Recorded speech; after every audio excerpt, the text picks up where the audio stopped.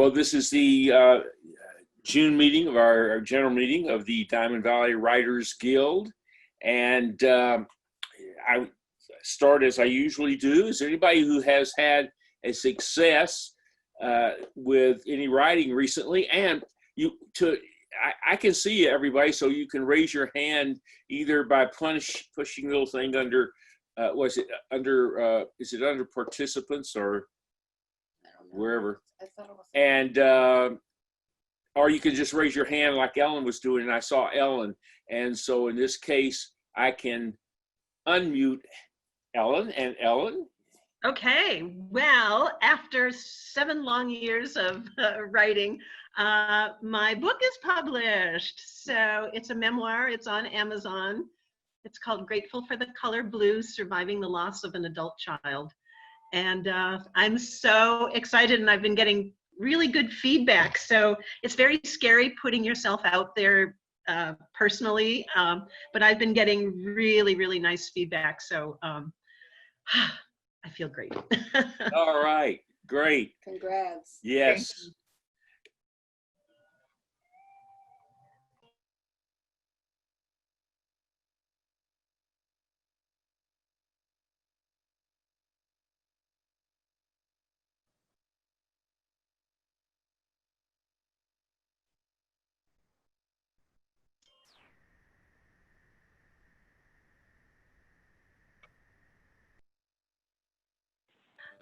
So I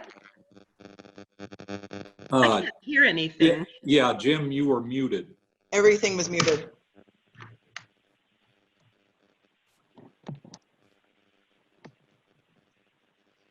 Jim, you're muted. Can't hear. Jim, you're muted.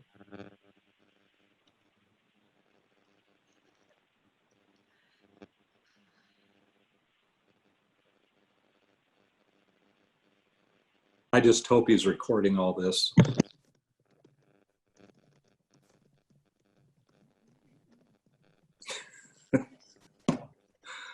Let's all raise our hands. Jim, you're muted. We cannot hear you. Okay. There, we cannot hear a single word you said. You're muted. Okay, I don't know why it was muted. Am I okay now? Yes. Yeah. Okay. Anybody else have anything else to say? By the way, we didn't hear anything you said after Ellen spoke. So if you said anything after Ellen spoke, we heard not a word of it. Actually, I thought Greg had his hand up and wanted to say something. That's all he said. Oh, that's all he said. So I was I think that's muted. what he was Okay. saying. Well, in that case, let's move on to something else at this spot. And it will be Sandy. Okay. Can you hear me? Yes. Okay, good. I thought I would do a little something on prologues this morning. Some people skip them, some people skim them, and some people read them. Myself, I'm a cover-to-cover woman, so I always read them, and I'm not bothered by them at all. But there is a bit of pessimism about using prologues. But like anything, if they are well written and with a purpose, they're an integral part of setting your novel up to be a successful story. Usually, prologue introduces important information beyond background details, and it has characters and some connection to the main story. And it helps readers understand the story. And there are 3 common prologue types: action, frame, or teaser. The action we often see with thrillers and mysteries, and you'll see that even in TV series and so forth. It offers a scene, usually involving a death. It sets up tone and stakes with some kind of trouble. Something bad happens or is about to happen.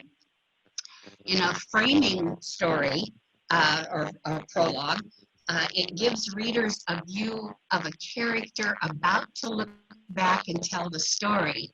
And a famous one Of course, is Romeo and Juliet. It tells what's going to happen. But also, To Kill a Mockingbird did when Harper Lee says Macomb was an old town, and it's an absolutely beautiful, short introduction to how Scout is going to go back in time. Or she's talking present day, and then she's going to tell the story after that. Where the Crawdads Sing had a very short 3-paragraph one, as I recall, which really would get people into wanting to find out who that body was, why that body was there, and so on. And the teaser is a highly charged scene from the story, and it stops short of resolution. That's not one I'm particularly fond of, because it takes something out of the middle of the story, puts it as a prologue, and then it leads you up to that, and it's repeated from that point.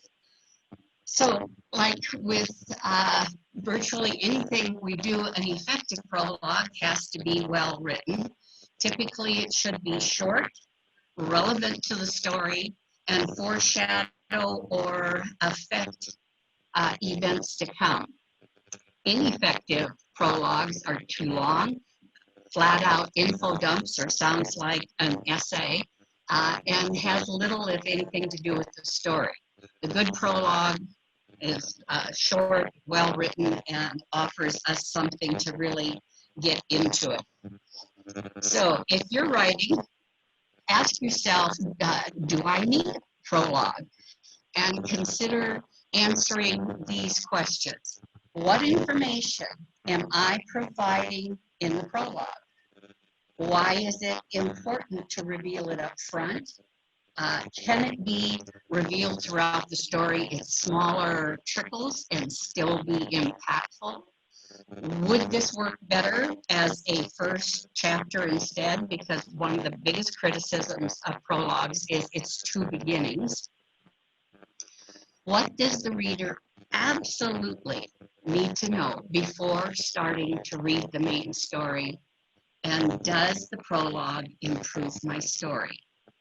So in closing, consider how prologues might be like appetizers. Written well, the prologue prepares the reader for the main course, while a poorly written prologue ruins your appetite for the novel. Okay, thanks, Sandy. Anybody have a question you want to ask Sandy? No? All right. I would like to add that one of my favorite novels has a prologue but doesn't call it that. And it's by Edith Wharton, Ethan Frome, which has it's a frame story. It's a classic frame story. If you've never read it, it'll take you all of about an hour and a half. It's a very short novel. If you've not read it, it's one of the great American novels, and it has in the frame, there is a twist at the end that is startling and yet absolutely logical. So in that case, and I'm with Sandy. I read for myself. I read the prologues, forwards, acknowledgments. I try to read it all. Yes, I read the whole shooting match. The whole shebang. All right. Yep. Oh, I have a question. Yes, from Ellen. You're muted, Ellen. There we go. I have to get you on. Andy, the difference between a preface and a prologue, do you have that info? Yes. A preface is usually, a preface is for a nonfiction book.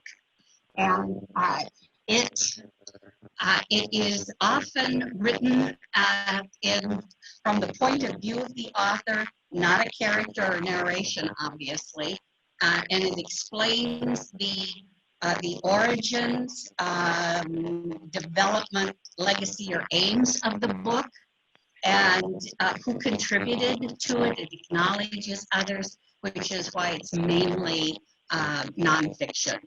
Same thing for a foreword. That's usually a nonfiction book, but it's written by a critic or a subject matter expert. Yeah, I'd like to add one thing about the preface.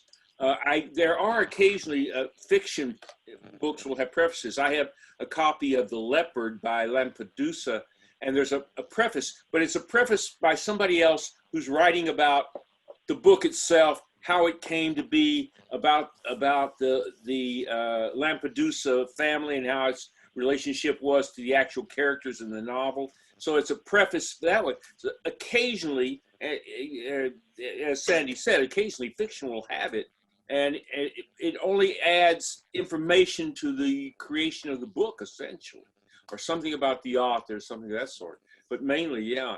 But prefaces are interesting, and I've always found them worth reading. If they're in a book, I read the preface, I read forewords, I read introductions, And afterwards, dedications. yeah, dedications, afterwards, and historical notes, everything. Okay, next we want to go to Cheryl, and she has wants to tell us about straitjackets. Yes, I do. Oh, okay. You're All right. So we have a deadline coming up of July 15th for the summer issue that we're going to try to put out. And what I'd like to do, we've gotten several submissions so far, and I would like to encourage people, we would like to hear some new voices also. And so if there are writers that have not submitted, they're afraid or they don't think their submission would be worth it, it's a start, because as the editors, we try to look at and encourage something and give feedback. For those of you who are parts of writing groups, if there's something that comes across really well in your writing group, if that can also be considered a possible submission. We would like to, for those of you who are published authors, we'd like to encourage maybe choosing an excerpt from something that you've written as to add variety to the magazine. And let's see what else. I think that's about it. We would like to just encourage you to keep writing. We love what we get. And we're trying to throw the fishnet out there to get, you know, to see if we can't encourage more folks that have not submitted before to submit or to resubmit or do something like that. all right. Ellen, Anything do you have else? anything? Well, I want to see if Ellen has anything she'd like to add. No, we're just excited.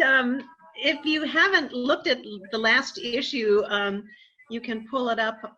You can find it at straitjackets.org, and it's S-T-R-A-I-T, named after Rusty Straight.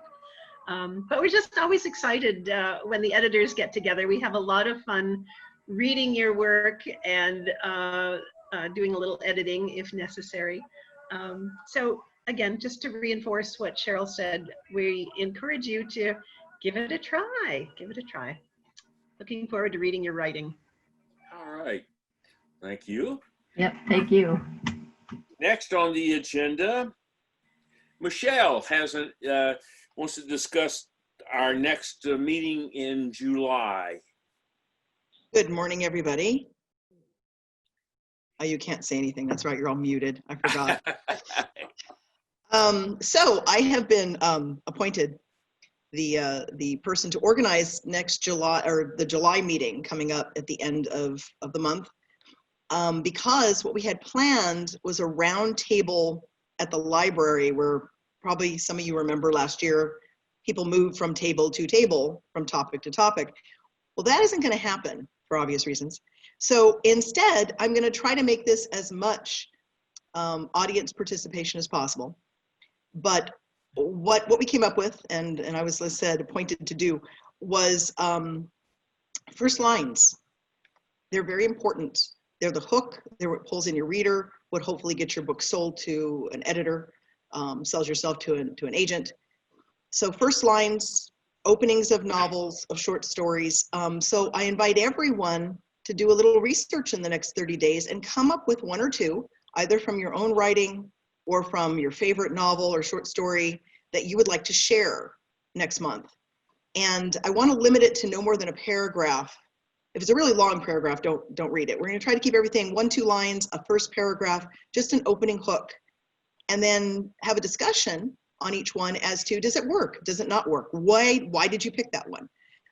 So, and I'll have a little short opening regarding first lines and the importance of them and how it's looked at with the industry. So that's it. It should be kind of fun. I'm got a stack of books I've already been going through, and I've enlisted the help of my son and daughter, and they've been handing me books going, read this one, read this one, read this one. So I'm kind of researching now, and we'll do that next month. I'll send out more information with the announcement from Diamond Valley Writers Guild as it gets closer, outlining again the rules, but try to keep it to a paragraph or less, preferably first, second sentences if you can, the more succinct, the better. Any questions? Can you mute everybody to see if there's any questions real quick? Okay, Dennis. Hold on, Dennis. You're muted. He's unmuted. Yeah, I just wondered whether or not you want any nonfiction, fiction, nonfiction examples of first lines. That's all. I don't see where there'd be a problem with that. Yeah, I was thinking in terms of fiction, but hey, if you've got something you think is a great hook, bring it in. Yeah, I would just adding on that, I would think that first lines are important in nonfiction too, because you're still trying to grip the reader and bring the reader in. So, when my nonfiction books that I wrote, I was trying to get something right off the bat, a hook, a line, an idea that would draw people in. And so I think that's just as important as a fiction book. I agree. Also, if you have read a book that you thought had a horrible opening, I've read some of those. First line, you're going, why? First paragraph, it's like you didn't even get until page 20 anything that was worthwhile. Bring that in too. We're not going to slam writers, but it'd be interesting to see what doesn't work, what you felt as a reader did not really work, and did you or did you not finish that novel based on that? That's the other question. So kind of a discussion thing, as well as a little bit of some information up front, and then mostly participatory, because that's what I like. Okay. Anything else? All right. Well, in that case, next on the agenda is Howard.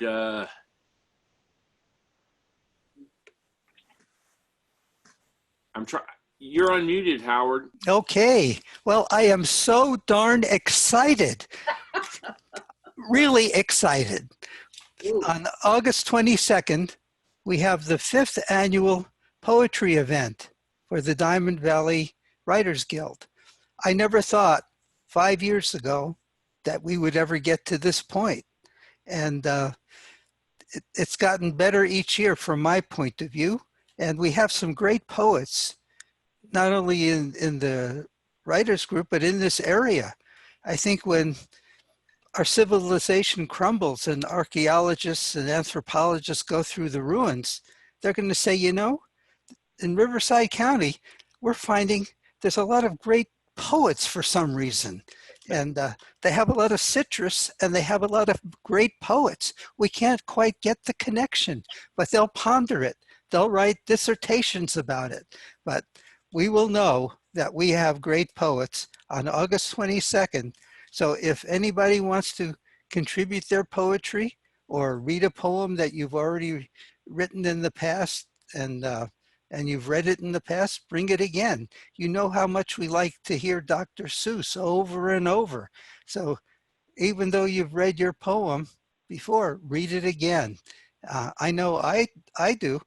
I always do the same poem and at the end. So it's a joy. And poetry is so wonderful. It's one of the highest forms of communication. And to have one day or 1 month out of the year dedicated to it is a real blessing. So I urge all of you, if you haven't written any poetry, to get a couple of poems ready. We allow 2 poems You can read one or two. And we do have an exception, and that is the haiku exception. As you know, haiku only has 3 lines. So if you only read 2 haiku, it would only be 6 lines. You would be cheated out of more lines that other poets take for granted. So last year, I think we had 6 haiku as the limit. And this year, we're expanding it to 8 haiku. So we do have some great haiku writers, and they'll be happy to know that they can at least have 24 lines this year. So does anybody have any questions about the poetry? Okay, just a personal question, Howard. Who's your favorite poet? Me. I'm my favorite poet. Good answer. And you know, and the one thing that's so wonderful about poetry is that, and why I think it's the highest form of communication, is that it conveys emotion. And the poet is the bravest writer of all, because they put themselves emotionally out there to the public. And we love what they do, but they take the risk of being, of having their emotions on their paper. And I think they're not only brave, but it's wonderful to have people like that who will share emotion. And I know from past events, some of the poems have been so touching and so interesting and so unusual. So I look forward to that aspect of it. And of course, we're going to have an introductory discussion of poetry. Last year, we discussed the poetry of Bob Dylan, and he was a poet before he was a singer. And we also discussed ancient Sanskrit poetry, which was really delightful from my point of view. We discovered that John Steinbeck had Sanskrit poetry, ancient Sanskrit poetry in Cannery Row. Who would have thought? And we listened to a song in Sanskrit. So the people who attended got to hear some real Sanskrit spoken. I'm still humming it in the shower. So these unusual things can come up in the course of a poetry event, and I'm looking forward to it. All right, thanks, Howard. Always a great. Ellen? Yeah, Ellen, you have. I'm chatty this morning. So I just wanted to, speaking of poetry, David White, the poet, W-H-Y-T-E, has been doing a series of 3 Sunday talks. He's starting another one in July. I think it's the 2nd Sunday in July. But if you go to his website, David White, W-H-Y-T-E, or Many Rivers is also his name. I've done 2 months of these, and they're extraordinary. So I will just put that out to you. Okay, and one more thing. If you have decided you'd like to participate, let me know, because I like to have a little schedule of who's going to recite the poetry. And it's good to know how many speakers we're going to have. And my email is my last name, feigenbaum@sbcglobal.net. And Lynn will put an announcement on the website. But it's just like it sounds, feigenbaum@sbcglobal.net. And when I've sent out a notice to everybody, Howard, I'll try to remember to put that on the notice too for that. Okay. Okay. Anybody have anything else about Howard? Well, in that case, I'm going to move to Dennis. And Dennis, would you like to introduce our speaker for today? Yes, I would, but I have an announcement also that relates to the idea of Southern California Christian Writers Conference. It is coming up in July on the 8th, 9th, 10th. And what will happen at that point is there's going to be free keynotes. So anybody who would like to tune into the keynote can research Southern California Christian Writers Conference and be able to take advantage of opportunity there to listen to some keynote presentations that are at a writers conference. The conference is $100 at the low level, and then they have other more advanced level, but anybody interested in that might be find that to be interesting, tuning into that. The other thing is, I'll just go ahead and move right immediately to introducing our speaker today, Rebecca Farnbach. She's a great speaker, and I've heard her speak at a historical society. But I want to tell you a little bit about her background so you have a context for that. If you can imagine, in Temecula, there are a lot of people who could be Citizen of the Year. Her and her husband, Daryl, have been working on the Vail Ranch restoration. If you've never been there, it's very interesting to visit down in South Temecula. They won Citizens of the Year for 2020 from the Chamber of Commerce. She's also been a noted writer as Writer of the Year for the San Diego Christian Writers Guild. Her 6 books in the Images of America, you might have seen those kinds of books. There are a lot of pictures in them, but they have captions that capture the whole idea of historical cities. And so with her 6 books there, she's also written poetry and prose. And the other thing that I found interesting is she started her career when she was just 17. And as a 17-year-old, she wrote an article for 17 magazine. And that ended up being her first publication. And then she wrote some things. And you may be involved or familiar with the WIC program that helps women with infants. That whole program, she ended up writing a recipe book as well. So she got her early start at that point to be able to allow her to continue writing. She has a couple of projects that she's working on right now that have been put on hold due to the coronavirus. But one has to do with Temecula wineries and the tastes of the wineries, and the others are pictures of the wineries. So she's got two books forthcoming. And I just want to say that you can look her up on Amazon and be able to find more references to her work. But just be aware that Rebecca provides a wealth of information for us all. And I just want to go ahead and allow you to silently go ahead and applaud here so you can. Thank you, Rebecca. Go ahead, please. Thank you so much. Thank you for the opportunity to meet you all and to share what I know. And I want to thank Dennis for making arrangements to invite me. And Karen, I have to acknowledge you. Karen and I have known each other for over 30 years. And when I wasn't doing very much publishing at all, she was an inspiration to me. So Karen, thank you. And I would also like to mention someone whose face we don't see, but you see C-A-D-Y, that's Cheryl Cady from the Temecula Valley Historical Society. She's tuning in. So hello, and it's great to be here. Now, to put me in context, why do we care about history? Why do we care?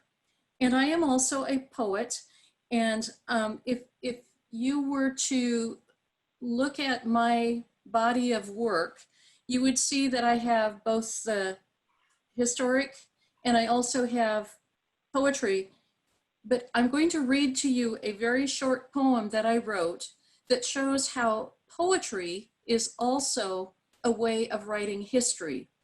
The reason I'm sharing this initially during this session is because it puts the concept into your minds of why history matters. And I'll tell you before I read the poem why it matters. We are part of a river, a continuum of history of all people who have ever lived in all parts of the world. We are part of the stream. And if we can understand that, then we can understand our world better and we can know who we personally are, we, the one grain of sand that we are. So my poem is called At Dusk, and a subtitle to it is To My Ancestors.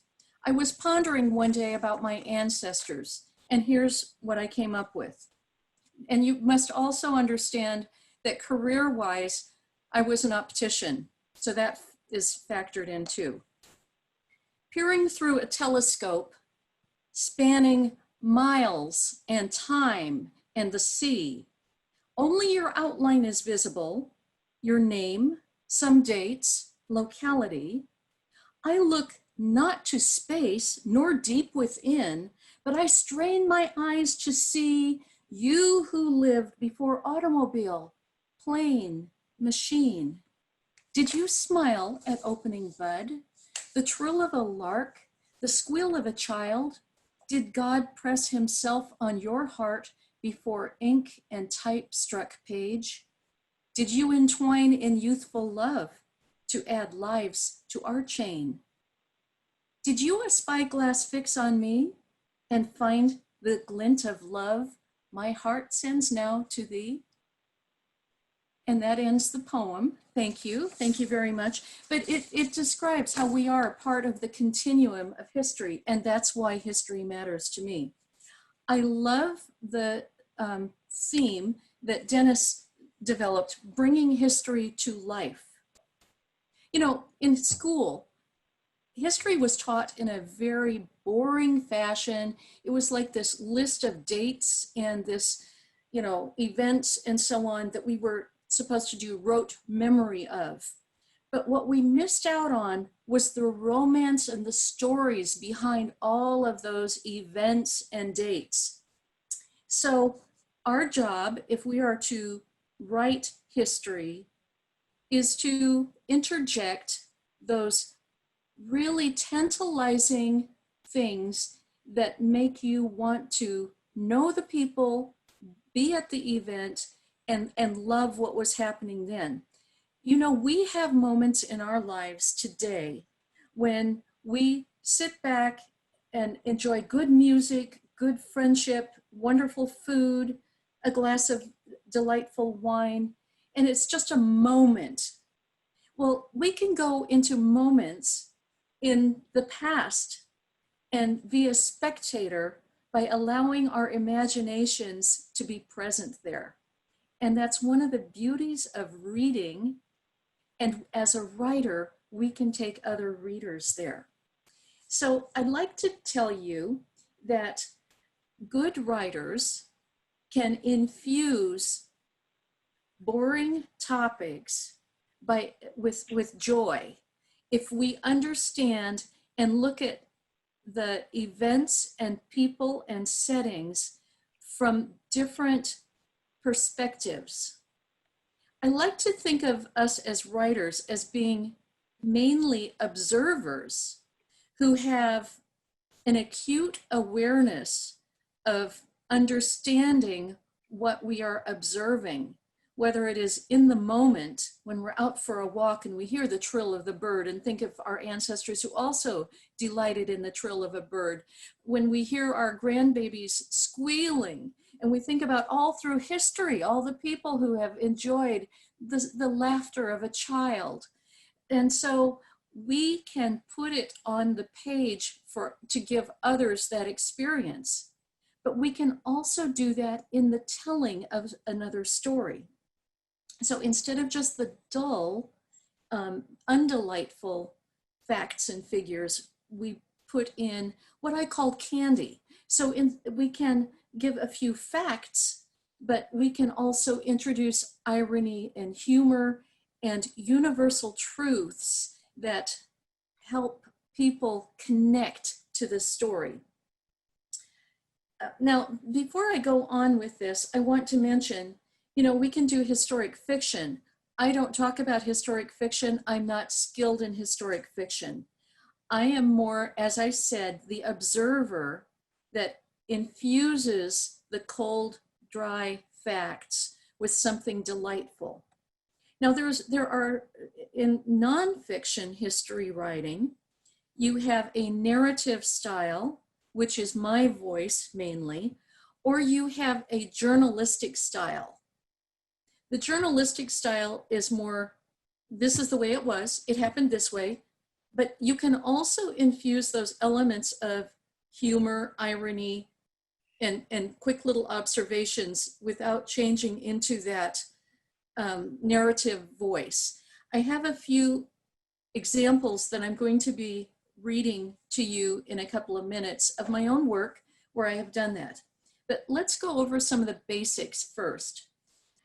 In compelling nonfiction history, whether it is in the historic fiction or, historic nonfiction in a narrative way or in a journalistic way, you want to organize your writing in a way that has an arc of tension. You want to open each chapter or scene with a question that begs to be answered. And by the end of your piece, you need to answer it in a satisfying way or in a satisfying question that is unresolved at the end. Also, I should say it's important to select a topic that is of interest to people. The principle of universality is people can relate to that. There are certain aspects of human life that everyone can relate to. An example would be the feel of mud between the barefoot toes, the alluring blue sky with white fluffy clouds. So images that appeal to everyone's senses of something they have personally experienced. Fiction is always written so that it's a believable storyline. But nonfiction, and in the telling of history, it should be written in a way that you remark upon, that's just unbelievable. There's something about it that it's like, wow, how could that happen? Or how could that happen that way? As I said, to write history is to do a time travel. And I think that's a pleasant feeling. It's like transcending the today. You can go back and really, truly understand. Nonfiction history can be written in the form of memoirs, biographies, autobiographies, and even poetry, as you heard a little piece of mine. And what I'd like to do now is to, I'm going to be a little bit piecemeal here, but bear with me. Dennis had mentioned the Images of America books. This was a really fun project that Loretta Barnett and I did. And as you know, they're just, you wouldn't consider them very literary, but it was like a game. If any of you like crossword puzzles and so on, this was like a game because we were allowed 40 words for each caption. And you need to tell the story from front to back of the book in 40-word captions. So, and then we tried to do every page opening to be related to one another. So that was fun. All right. I am going to go on. I had a script I was going to read, and Dennis told me I do much better when I talk freely. So at this point, what I'm going to do is go through, this is a little book I put together of some of my best work. And in it is the poem that I read at the beginning. I want to give you an example also, Howard, for opening lines and for resolution at the end of a work. So I'm coming back to that topic. So I'm going to give you an opening paragraph, and then I'm going to read you the last paragraph in a piece. And this is a short story article. Why do we write history? For myself, it was because when my husband and I were championing the Vail headquarters historic site, I needed to write the narrative for the county of Riverside, who we were suing, to understand why that historic district was important. So we amassed all of this important information, and I needed to put it in a readable fashion. So I started putting together history of that place. So this little piece that was later published in the Historical Society newsletter is called Setting the Stage for the Vails, and the Vails were a family. Okay, now what I'm telling you here is I'm opening with kind of an arc of suspense, and then you'll see how I end it. Tract homes and shopping centers spring up where names like Red Hawk, Vail Ranch, and Wolf Road reveal layers of the past that are hidden from the view. An historic ranch headquarters, once the seat of financial power and influence in the Temecula Valley, was also obscured for a while, but is now open to the public as a park-like retail center.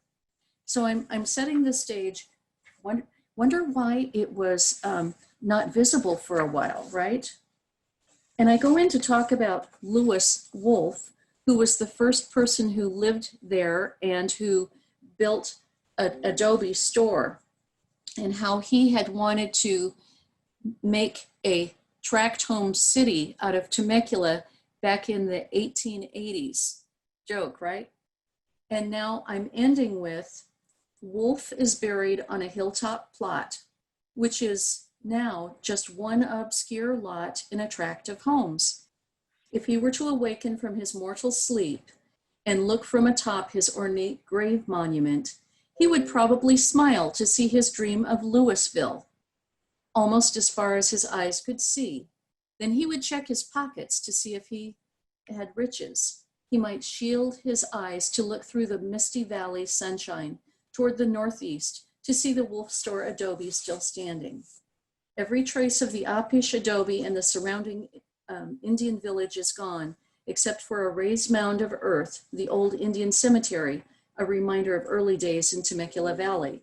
So we start out with a history piece with an introduction of what we're going to say, and then we finish it off and kind of repeat what we have said for the sake of the reader.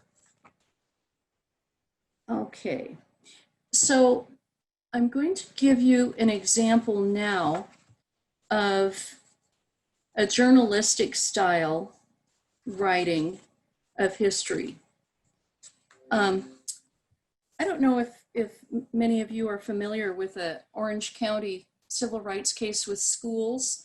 There was a court case in 1954 where Earl Warren and Thurgood Marshall were helping Hispanic people receive equal educational rights for their children as Anglos were.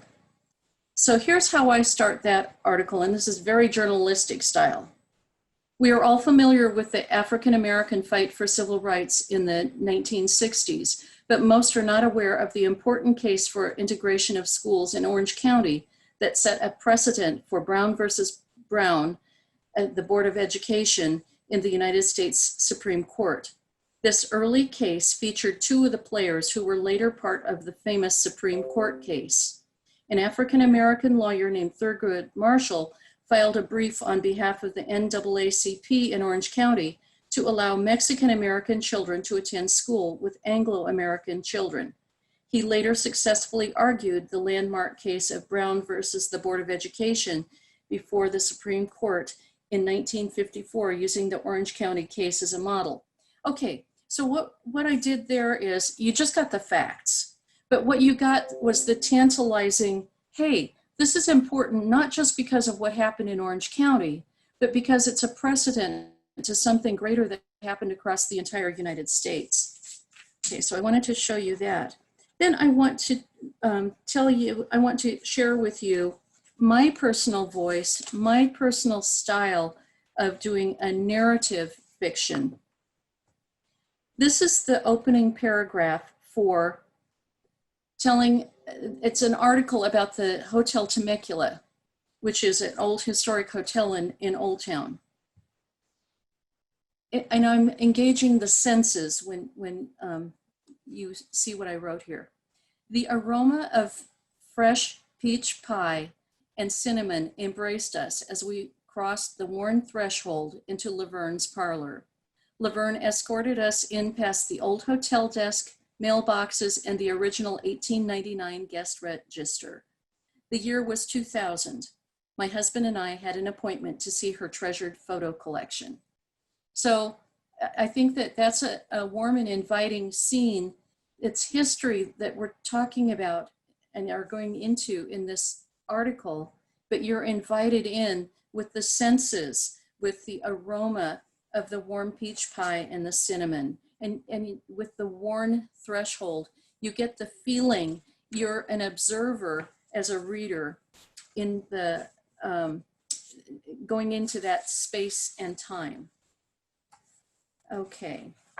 It's funny that we were talking about opening lines, and that's what I had prepared to talk about today too. Here's another opening line. See if this is engaging for talking about history and wanting people to read about, quote, boring history. The title is A City Gone Mad, New Orleans After Katrina from a Policeman's Eyes.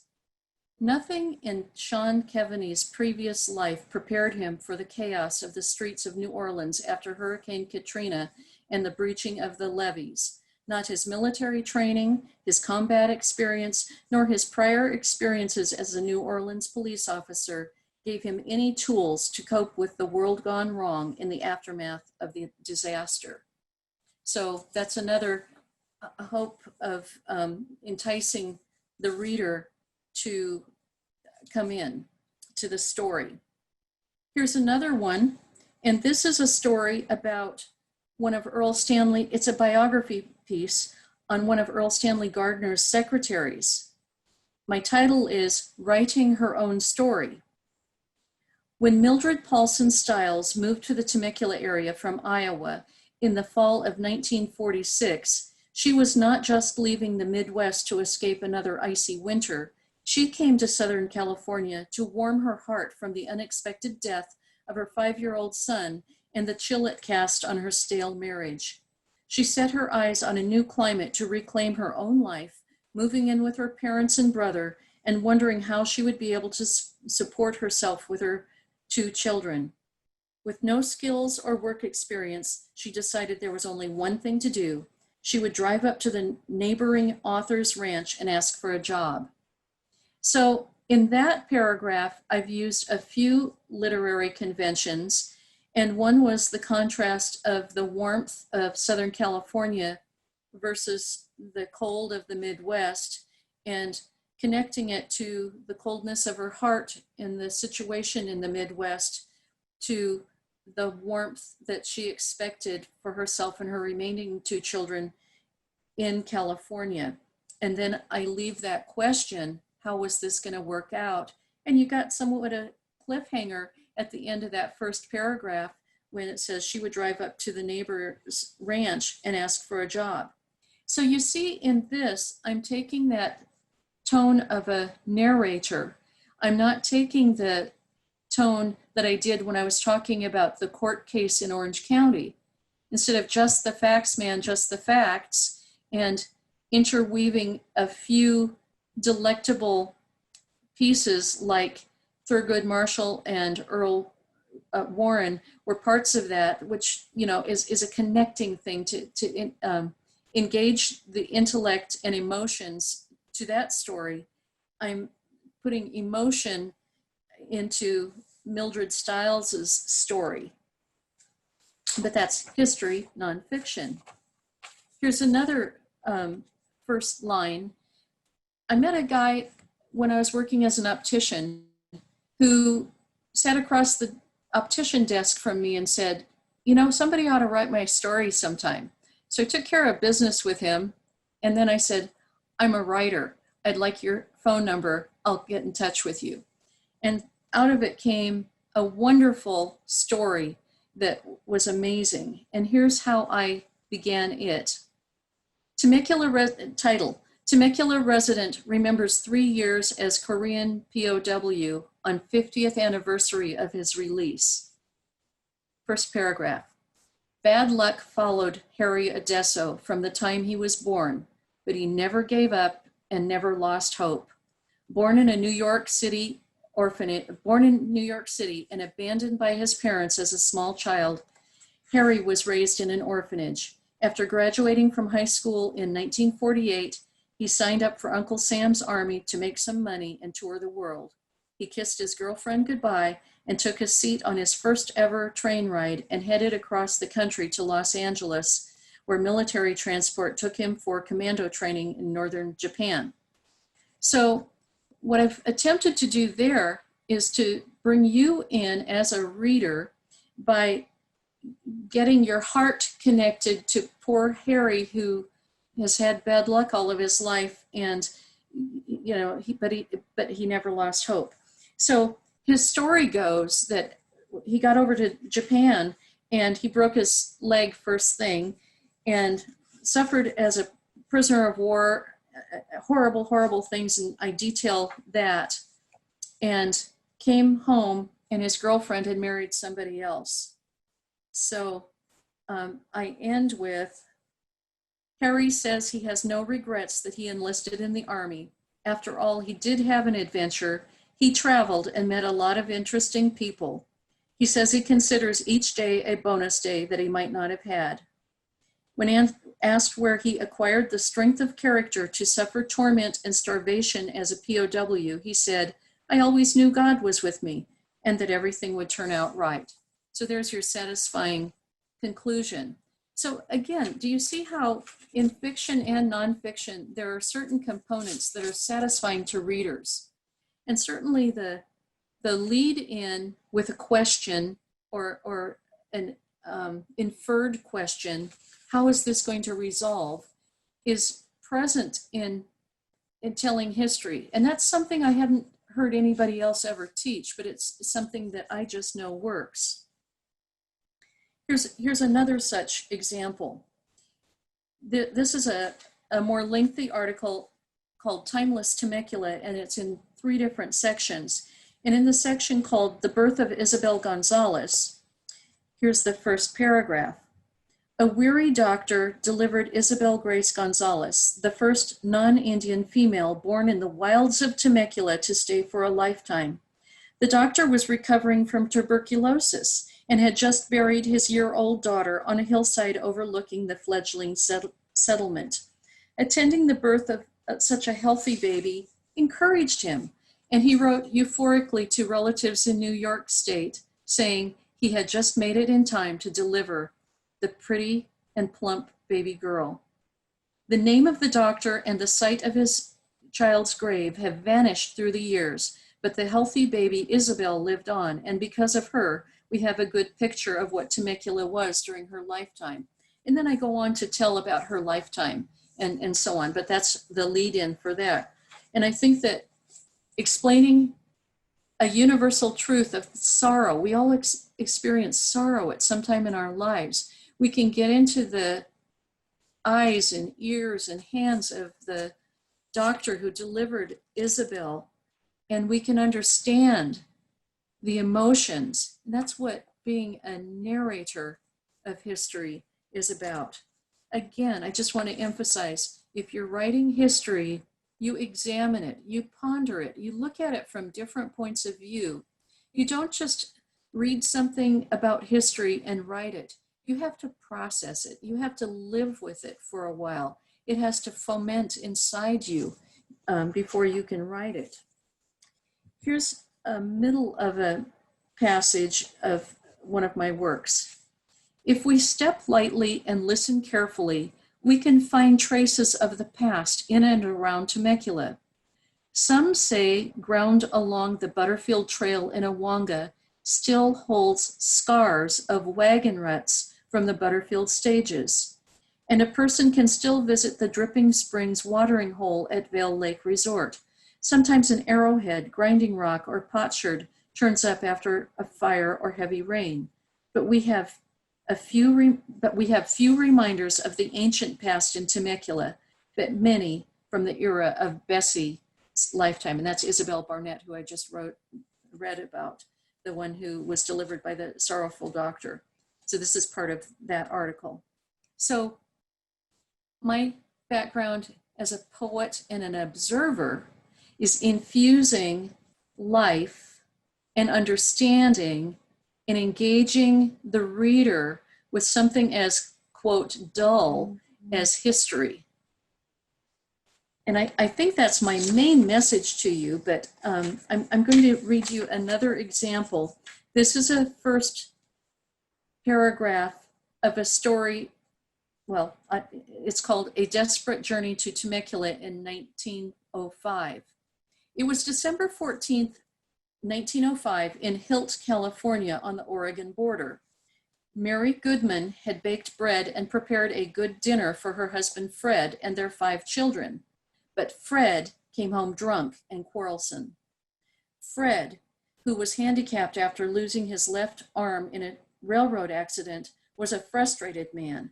He still had a job with the railroad, but he would get drunk, and his family was terrified by his violence. That cold December night, he returned to the saloon, spewing threats of what he would do to his family when he returned. So that's the opening line, and then I tell the story. So you wonder, a question that I would have if I were listening to this talk is, how much license do you take in what you're saying happened? Well, I read a firsthand account by the oldest daughter of that woman who made the trip in 1905.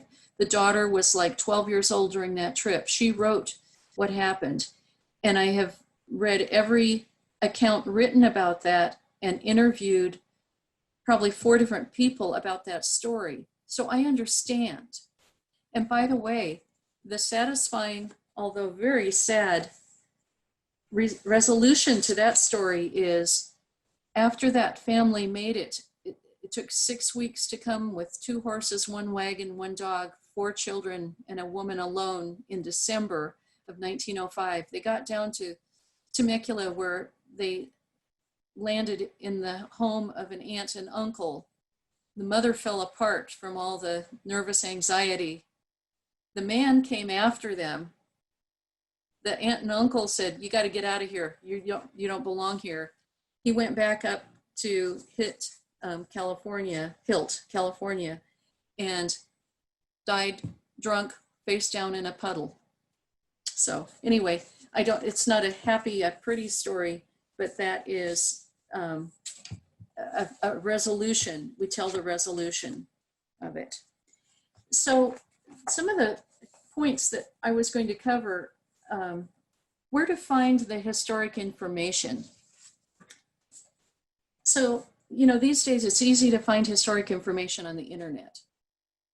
And you can find newspaper articles, but those aren't your best. Anybody has access to that.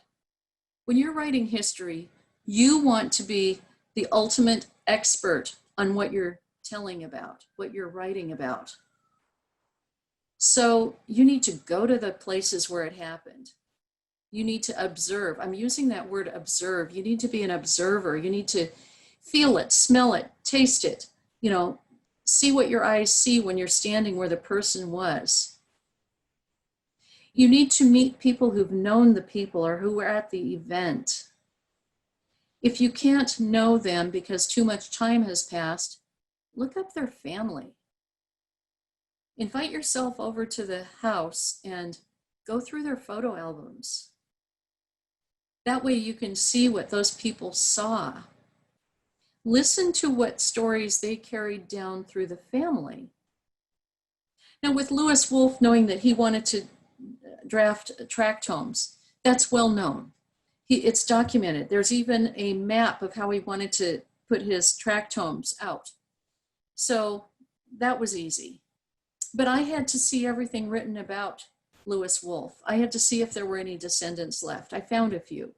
And I had to look at every photograph before I could really get into his head and know who he was and represent him in a fair way on paper. So my best resource is to go to the site when I can and to meet the people if I can, to see everything I can.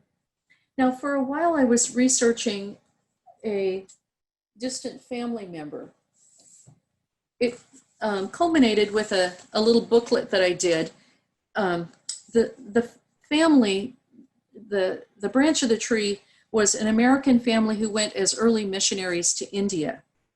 I was doing the research between 1993 to 2003. And in those days, we didn't have so many resources online.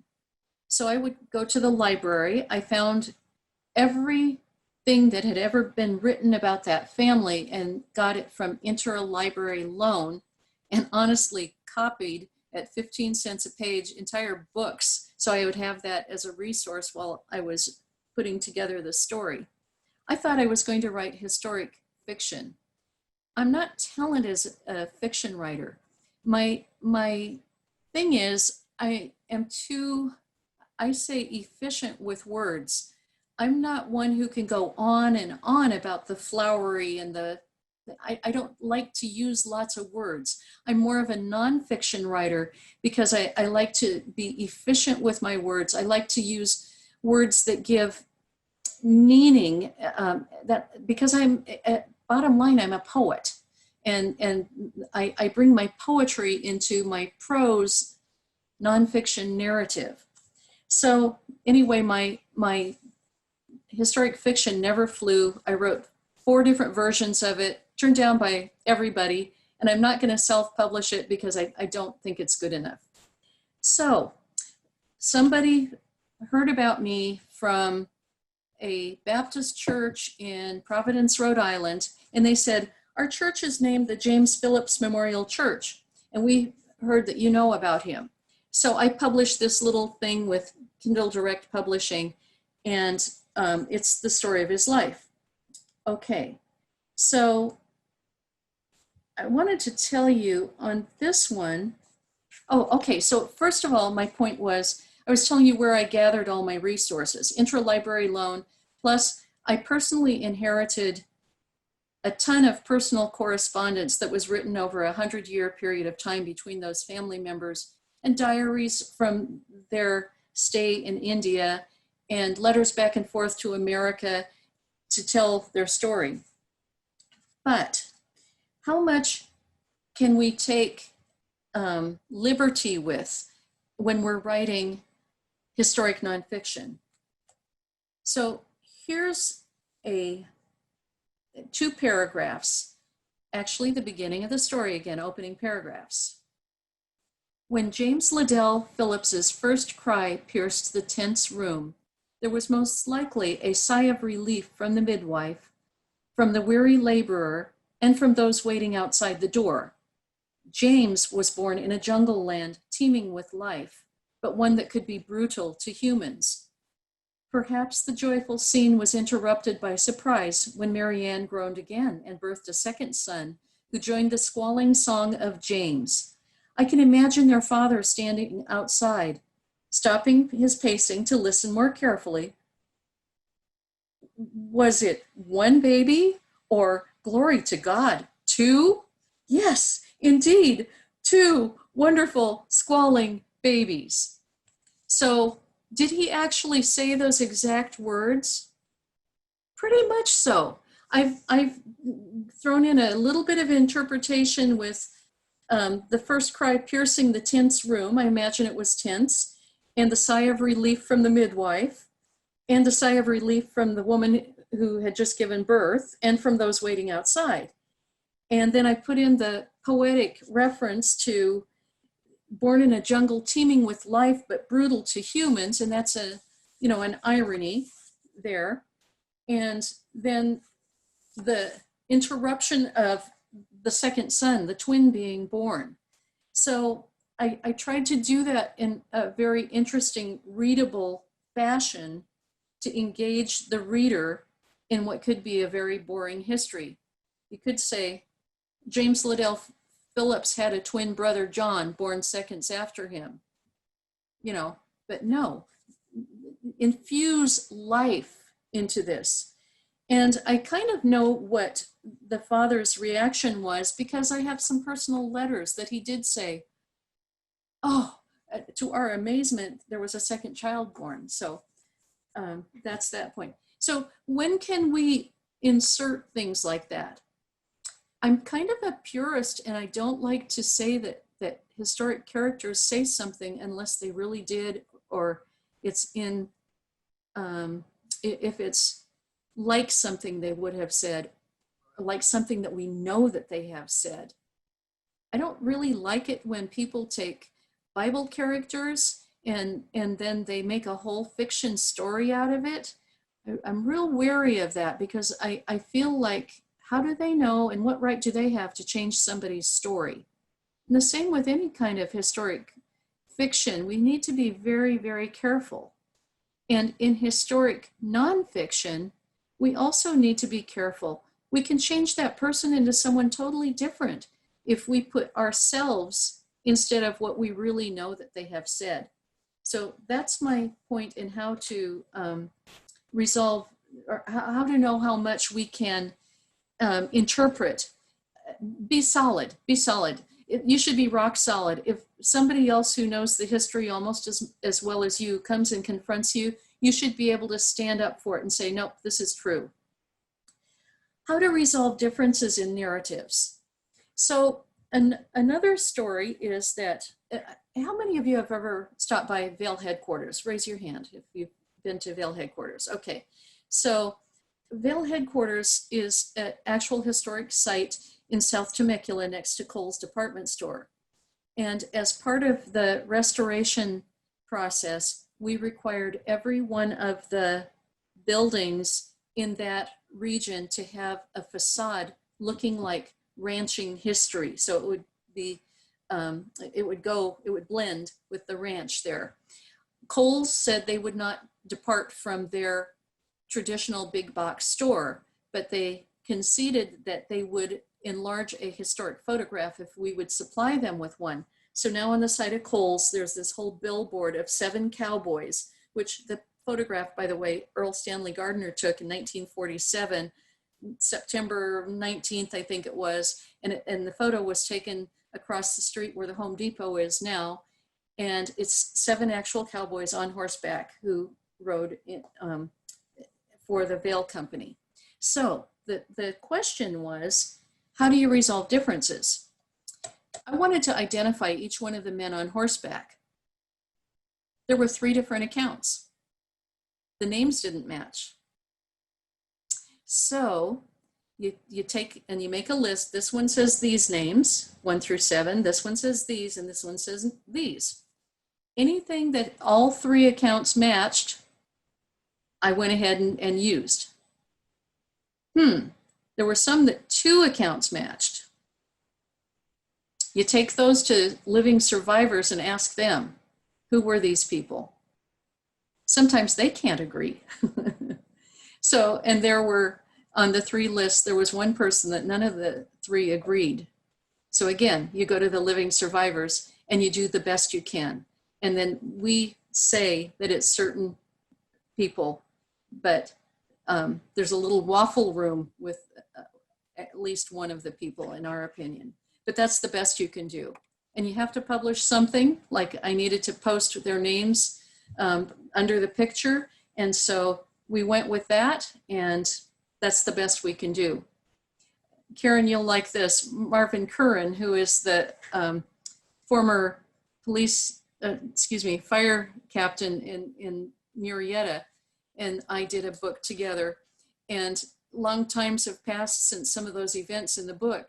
And I said, Marvin, are you sure about that? And he'd say, nobody else has lived this long in Murrieta. Nobody will know the difference. I said, Marvin, that's not good enough for me. But we had to joke about it. So that's a fun little thing about writing history. How to write the historic narrative. We talked about the format that you want to start out, and you want to do the arc of tension. If possible, every paragraph should have like a little cliffhanger to lead the reader to want to read the next paragraph. And to have the inviting first paragraph and then a resolution at the end. To read somewhat like a novel. Again, the principle is fiction should be so believable and nonfiction should be, how could that be true? Okay.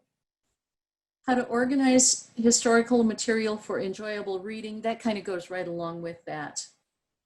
And then the last point is considering the audience in telling the stories. If I'm writing to 3rd graders for their 3rd grade curriculum, I'm going to really simplify and I'm going to make just certain points. If I'm writing for people who really don't care about the subject I'm writing about, but it's like in a magazine that needs to have an article about it, I will also just give the facts.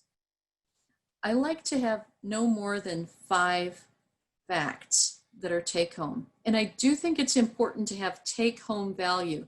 You should have in mind what you want your readers or listeners to recall after they walk away from what you've written. And in that way, speak in a language that they understand. Speak in metaphors and idioms that is understandable to your audience. When you're talking to third graders, you simplify it. When you're talking to seniors, they have a depth of knowledge and experience, and they know more about a lot of things. When you're talking about the middlings, you kind of have to explain some of the things because they haven't seen it before. They haven't understood that concept before. So you go into a little bit more detail with them. Oftentimes, they say when you speak or write, you need to have 1 point that you want to take home. I think that's not enough. I think you need 3 to 5 points that you want to take home. So for you today, what I want you to remember for writing history or bringing history to life, don't silence your poetic voice. Use the power of imaging as an observer that you have observed, the things that pulled your heartstrings to make you involved with your story or with your true life character. Don't hold back on that. And you do that by use of active verbs and descriptive verbs. You don't have to add lots of words to do that. You do it like the doctor who delivered that baby. What did I say? He had a weary heart, and just descriptions that are not judgmental. He said he had a weary heart. He had just overcome tuberculosis. He had just buried his 1-year-old daughter. And so use those powerful words of description in a simple way to embed in the mind of the reader what your depiction of the scene is. Again, be a master of knowing what your scene or person is. Just know everything about it. Don't sit down and hastily write your narrative. Understand it first. If you don't understand it, it's like a school report that you wrote just because it was an assignment and you don't love it. Be careful what you write. Only take on what you really love, because then you can do a masterful presentation of it. And I think that's about it. So I am available for questions. Okay. Any questions? While there people are thinking about questions they may want to ask, I want to say this.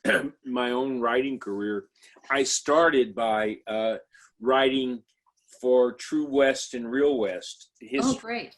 And the first article I wrote was on a prostitute in Bodie. And I structured it as earlier Sandy was talking about a frame story. I started as a frame story, like it was fiction, with her death, and they're burying her in the cemetery. Went back and picked it up.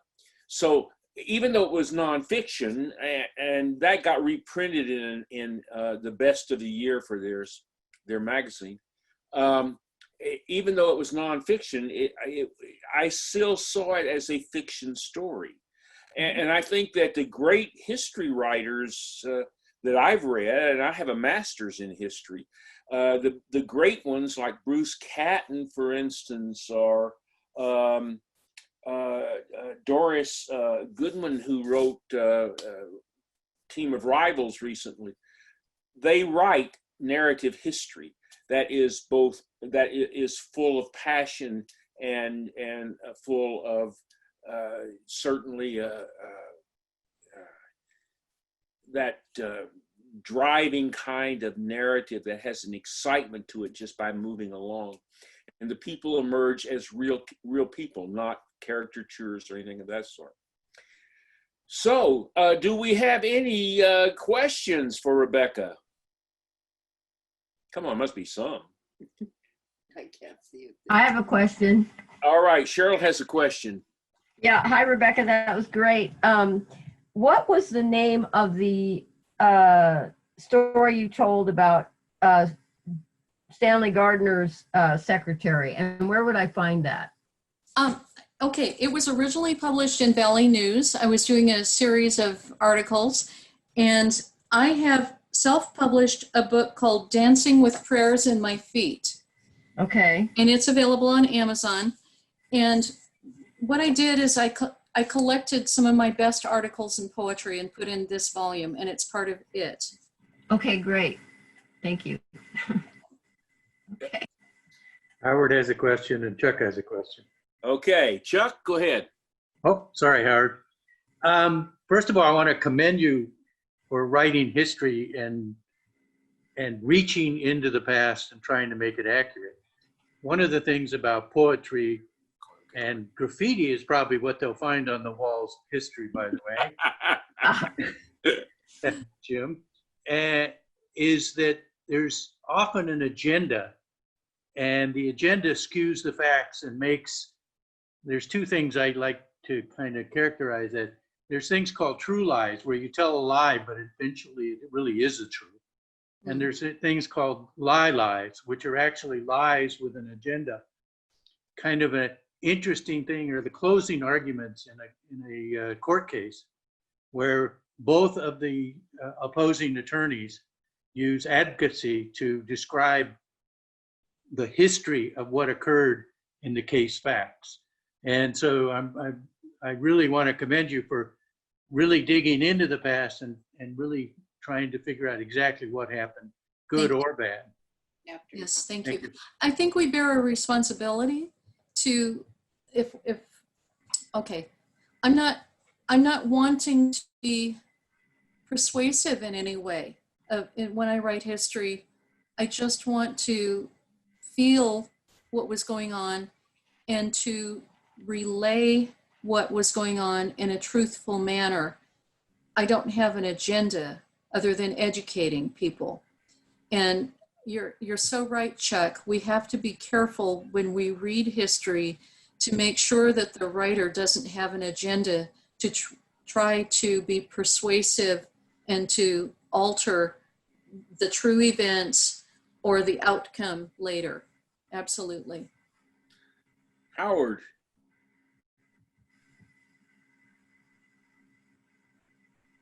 Howard, you're muted. Okay.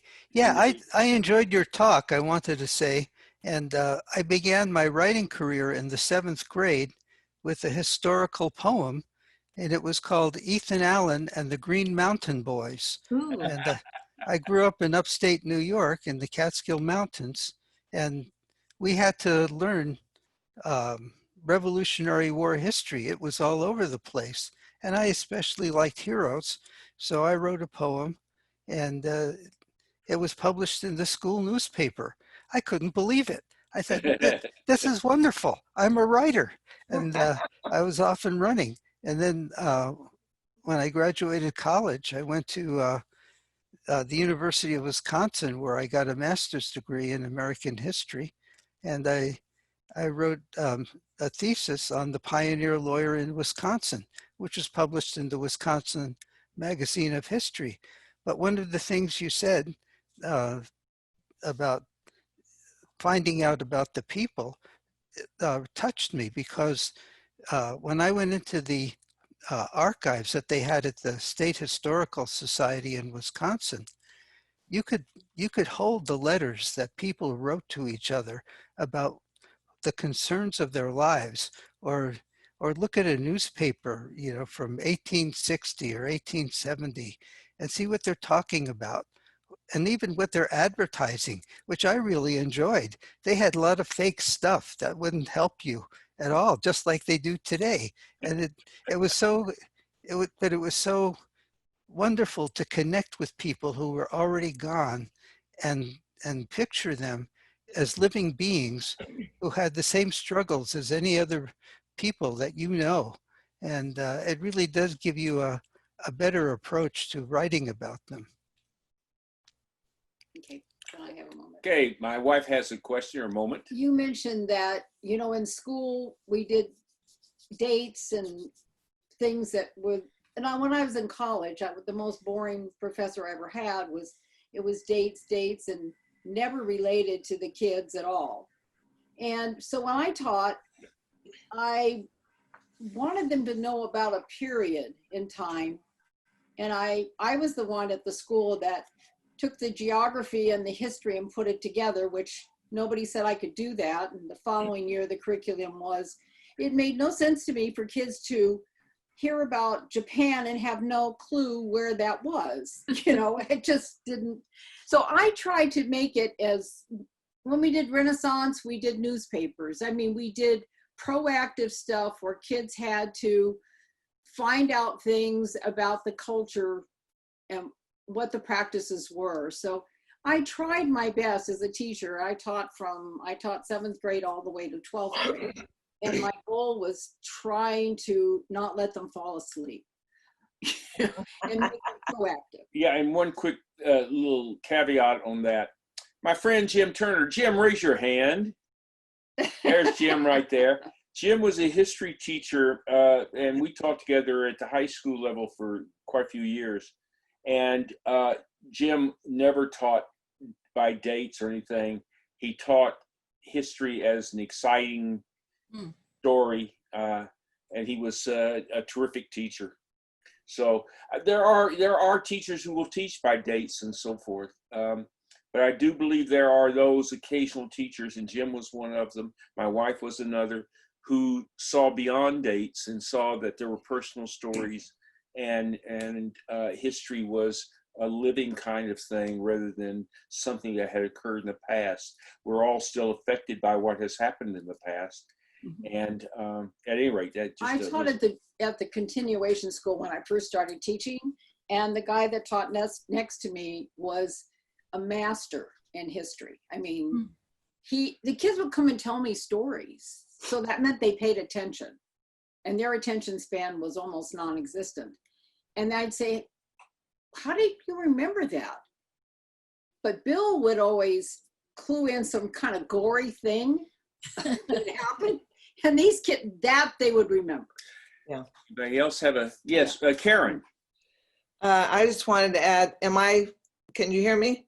Yes, absolutely. Oh, okay. I wanted to add a couple of things. So I thank you, Rebecca, for being here. I've heard some of your other stories and I appreciate that.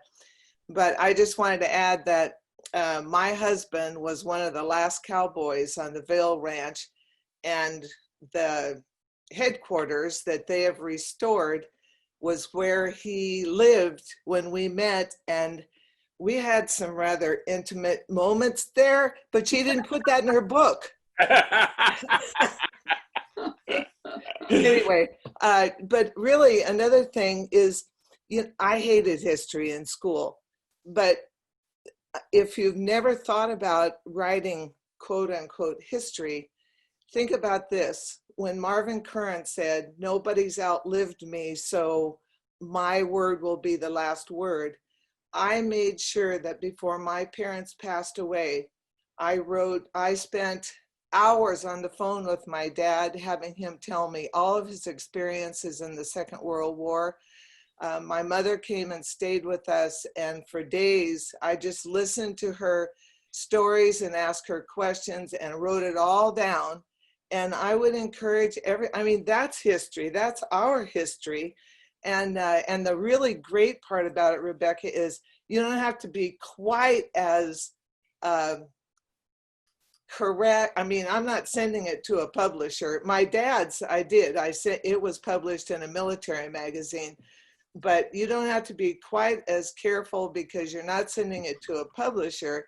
But your family is going to really appreciate that down the line. So I encourage people to do that. And Dennis is next. Okay. Dennis, you had something. You had your hand up. You're muted. You're muted. Unmute. Okay, Dennis. Yeah, oh, thank you. I wanted to ask a little bit about your ability to go ahead and at the end of every paragraph, make sure you got a cliffhanger. Maybe you could talk a little bit about that strategy that you've been able to kind of develop from introduction to, the resolution that you're trying to pull together at all times. Well, it's like a discipline that you do when you're writing. And I think that it's done also in fiction. When you finish a scene, you want to give a little lead in to the next scene. So when you're doing a paragraph in history, you're also wanting to do a connecting thread to what you're going to tell next. So it can be either enticing or not, depending on how you use language. By using like questions that engage one's intellect regarding the universal experience of people, a mystery, a question of mystery, or just a thought, what comes next? But put it there in words to make it happen. And that's how you make that little cliffhanger or connective tissue. Like our bones are connected, it's the connective tissue between one part to another part for each paragraph. Thanks. Okay, my wife has another. I couldn't have written my memoir if it wasn't for my mother. My mother's 104, and I would call her, well, I call her every day, first of all, but I would call her when I got stuck and I needed to know about, Uncle Jim or this person or that person. And it would never have gotten written if she hadn't been there to fill in the gaps for me. Just a question. Do you believe that history is written by winners? I've heard that from other historians. It doesn't have to be. It can be written about losers too. Written by losers too. So what we remember and what is taught is one thing. And I understand that principle that those who died, are not represented. But if we're very careful about how we're telling history, we want to remember everybody's story regarding it and to be fair. That's just kind of a personal bent I have because I want to tell stories with integrity. I think that some of the best stories are told about people who died tragically. Those are the most heartrending stories. I wish that everybody who'd ever lived would have something on Wikipedia or some database that we could know everybody's stories. I used to be on the Temecula Cemetery Board, and I thought, wouldn't it be wonderful if we had a little chip embedded into each of the tombstones that would tell that person's life story? That you could stand there with your smartphone and see a collage of photographs about that person's life, and a narrative if we wanted to. It'd be so nice. But yeah, I know that we are told that history is told by the victors in battle and that the losers are not, their story is not told. But let's find those stories and let's tell them. Dan? You're muted, Dan. Just unmute yourself. It's okay. He's done. Where's Dan? I don't know. Well, he must be. Dan. Where's Dan? No, I don't know. Dan, there he is. Okay, Dan, you should be unmuted. He's not. Not unmuting himself. You're not. No. Yeah, you have to unmute yourself, Dan. It's Jim, can't you unmute him? Yeah, I did. Oh, There he is. There he is. okay. Go, Dan. No, he's not. What No? did you mute him again? No, I didn't mute him You're again. muted on your computer, Dan. You're Okay, Dan. It Go to looks somebody else's. okay. Go to somebody else. All right, good for you, Got Dan. it, Thank got you. it. All right. In that case, let's see. Cheryl, did you have? Cheryl, did you have your hand up again? I just had a comment to go along with Rebecca. but she ended it nicely. But I think that when they say that history is written by the victors, as an instructor, I want to throw the textbooks across the room because that's obviously written by the victors. But she made the point of finding the stories that aren't there. And like her, I'm a cemetery haunt, and I would stand in front of tombstones, and I would look at the dates, and I would wonder what was the life between the hyphens, of those dates, and it fascinates me. And I agree with you, Rebecca. I wish there was a chip in there because I think it's fascinating. And I read obituaries. And I save obituaries because those are the starts of stories or lifetimes, or I love it. I'm crazy. I love it. So that's it. Just a comment. Dennis. Karen and then Dennis. Karen? I forgot what I was going to say. Oh. Dan, Oh, no, I know what I was going to say. Moody. When my sister and I are together, she oftentimes will tell a story about something that actually happened to me, and it's nothing like what happened to me. And so how do you depend on stories that are told and retold? Okay, I have a formula for that too, and that is to tell both stories if you're writing it in a narrative. And you might say, this is so-and-so's account of what happened, but it's so-and-so says it was more like this, or, so tell both. That's a good point, actually, Karen. We get that in history. We get that, in fact, Jean and James Knott, who are from Murrieta. Yeah, they remember the same event and tell a different story and disagree with each other. And here they were brothers, they were both there, both heard the same things, observed the same things, but remembered it differently. And so we would tell both of their stories. Interesting. Okay. Is not audio working now? I'll just add that there's an unusual cemetery in Los Angeles, Hollywood area. It's called Hollywood Forever Cemetery. And you actually can go on their website and people can have a legacy put there. And there are like war heroes that will have their whole story told in a video. And so this cemetery has actually provided that chip that you wanted in the headstone. And then there is a headstone at that place that was stolen, and it was Harry Burkhart, my great uncle, and he was hung in the state of California. And you can use the court cases to find the stories as they were summarized in one of the appellate courts. So there are wonderful stories out there, and you've kind of got me thinking about going back, and even you, Karen, to say, make sure that you tell these stories and don't let them get lost in the family. I don't know how many people want to hear about the guy who was hung in the state of California. But. Yeah. No, I do. A lot of people are hung. Okay, Dan, you got you're working now? Yeah, there's so many variables in this Zoom thing. Anyway, I wanted to thank you for Rebecca for the nice talk. There is a historical aspect to the novel I'm writing, and I wanted to say to Karen too that picture at Kohl's of those cowboys was taken the day I was born. So that's speaking. So I'm pretty old now these days, realizing that when I went to school there wasn't history, so they didn't have it. My husband was not in that picture.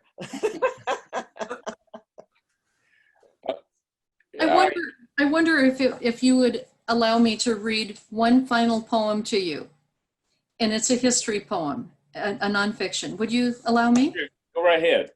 Okay, and the title of this collection of articles and poems is called "Dancing with Prayers in My Feet," and it's based on a woman who I met, and you'll get her story as I read it. So you can write biography and nonfiction in poetry. The title is Dancing Louisa. When hawks excuse me, she's Native American, And they were taken from their homes and put in boarding schools, right? And every bit of their culture was erased for a while. When hawks swooped to snatch children from their homes like eggs from nests, your grandfather sheltered his family with the coarsely woven blanket covering his shoulders. You walked together to freedom from Arizona over tall mountain trails in the cold of winter to Colorado to make a new nest to survive the winds of change. He sold bundles of wood to ranchers and gradually learned their two languages to blend with their new neighbors. Your mother remembered the people of her village from the days before your long walk. She remembered grandmothers who danced with prayers in their feet, thankful for their goodly heritage, blessing the Creator for health and good life, and praying for their children. Your mother could not dance in the land over the mountains. She had forgotten how to dance with prayers in her feet. On Sundays, she took you to the hidden place in the mountains where women still danced and taught the young ones how to dance and pray. Your mother cried at the edge of the circle, saying, "Someday you would understand." And now, with 60 years behind you, you do understand. You dance and you dance with prayers in your feet, thankful for your mother and all of your grandmothers. You pray songs of thanks for your goodly heritage and for your children who live now and for those you will never see. When you dance, your face shines, and when you spread your arms, your shawl flies like a bird's wings, soaring over time and space, praying and praising with your heart in your feet. Oh, excellent. Thank you. Well, if there are no more questions, Rebecca, I would like to thank you for joining us today. It was terrific. You did a great job and very informative, very interesting. Give us a lot to think about and write about, hopefully.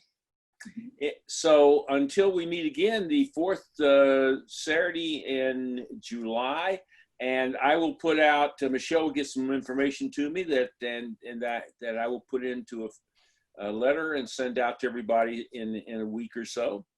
And until we meet again, everybody, thank you. Have a good one. Thank you. Thanks, Jim. Bye-bye. Bye.